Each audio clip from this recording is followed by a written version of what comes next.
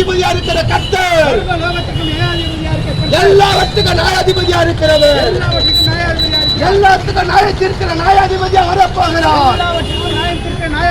சிங்கமாக இயேசு வரப்போகிறார். இயேசு 1000 தூதர்கள் வரப்போகிறார். மனம் திரும்புங்கள், இந்த பாவத்தை விட்டு மனம் திரும்புங்கள். கொலை செய்தாதான் பாவம் இல்லை, கொலை செய்தாதான் பாவம் என்று இல்லை.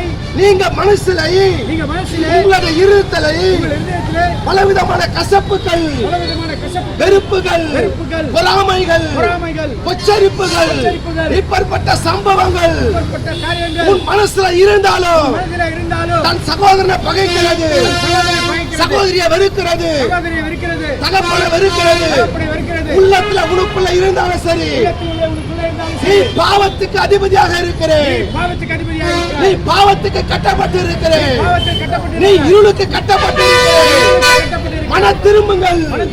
இயேசு கிறிஸ்து உங்களை நேசிக்கிறார். இந்த பாவத்தை மன்னிக்க வல்லவராக இருக்கிறார். உங்களுக்காக ஜெபிக்க போகிறோம். ஒப்புக்கொடுங்கள். இயேசு கிறிஸ்து உங்களை ஆசீர்வதிப்பார்.